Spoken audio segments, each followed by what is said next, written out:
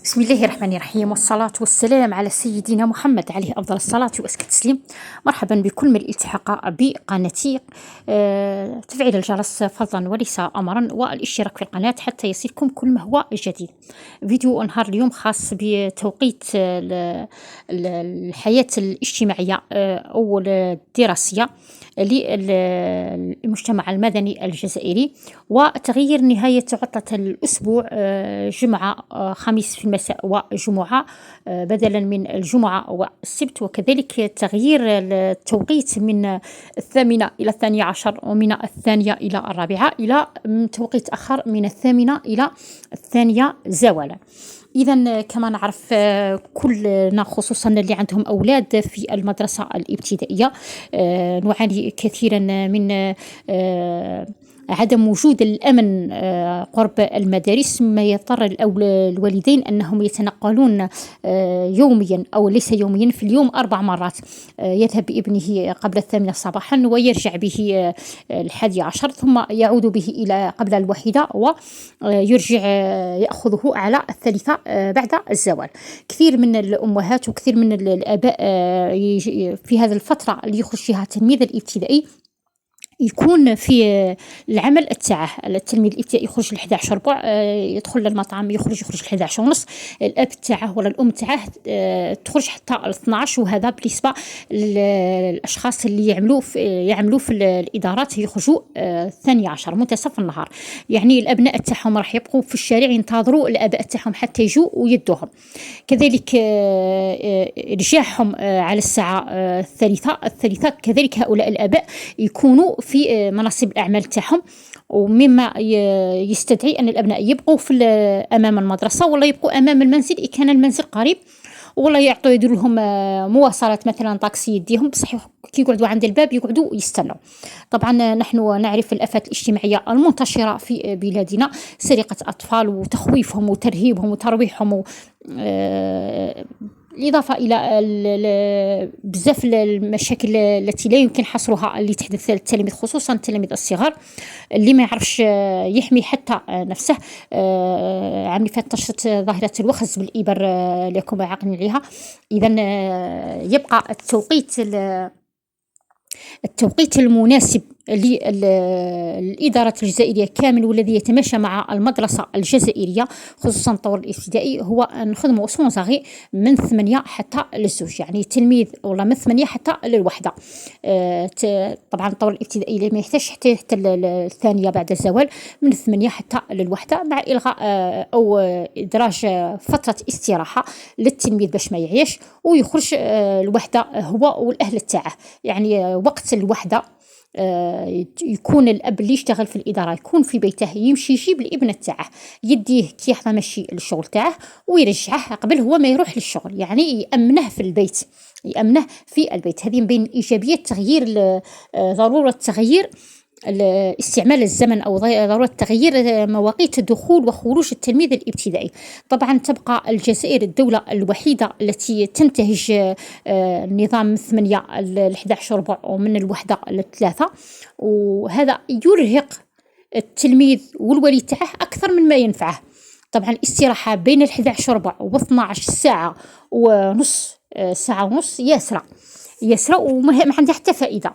التلميذ من يكون في أوج عطاءه يكون من 8 حتى ل1 كي في أوج عطاءه، كي يروح للدار ويعاود يرجع أصلا يرجع كسلان وبقى فترة تاع مقيل إن صح التعبير، يعني يجب عليه أن يقيل. حتى سيدنا محمد عليه الصلاة والسلام قال قيلوا فإن الشياطين لا تقيل، يعني أمرنا بالقيلولة في النهار. أضيف إلى ذلك بأن التلميذ راه ينوض الصباح بكري.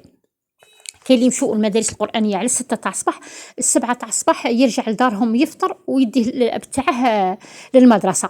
وكذلك المشكل الآخر اللي تسبب فيه النظام اللي رانا نتمشوا عليه من 8 حتى ل 11 ومن 1 ل 3، التلميذ كي يجي على 3 يجي مكيلخ، يجي عيان.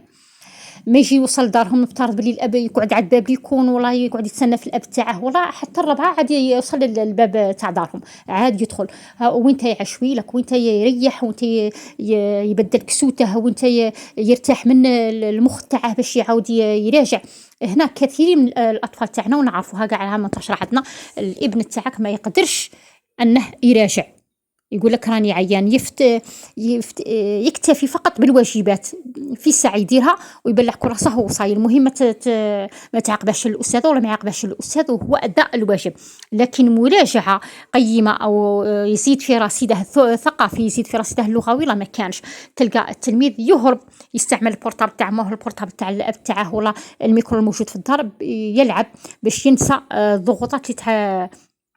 الضغوط اللي يتعرض لها في أثناء يومه. طبعا التلميذ في المدرسة خصوصا المدرسة الابتدائية ولا غيرها، كيفاه كي العامل، إذا يلقاه صاحبه، إذا يلقاه الحارس، إذا يلقاه الأستاذ، إذا يلقاه يجي منهك نفسيا. إذا التوقيت من 8 إلى 1 زوالا ينفع كل فئات المجتمع كما كانت، كل فئات المجتمع، حتى الإنسان العامل من يخدم من 8 حتى 1 ولا يخدم حتى 2 يتفطر ويريح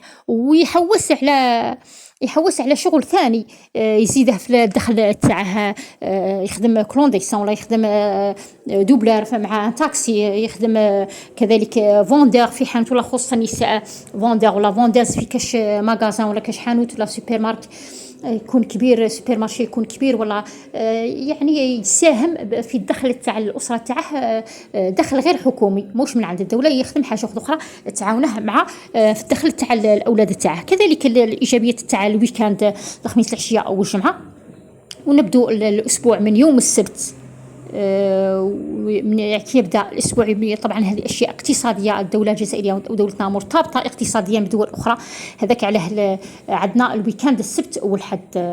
طبعا هما الدول الاوروبيه والامريكيه عندهم الحد ويكاند، هذاك علاه ارتباط البنوك تاعنا ارتباط وثيق بالترند العالمي، ما يخليناش نخدموا الحد.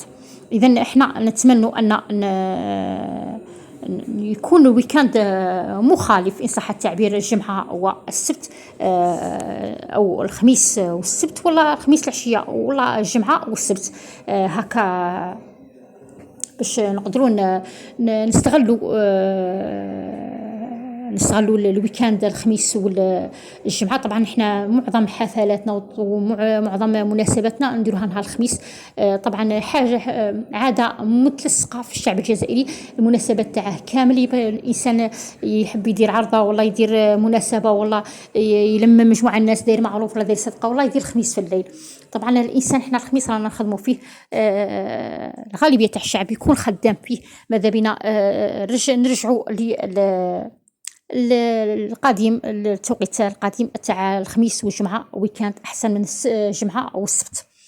كان هذا هو فيديو نهار اليوم، إلى اللقاء في فيديو آخر بإذن الله.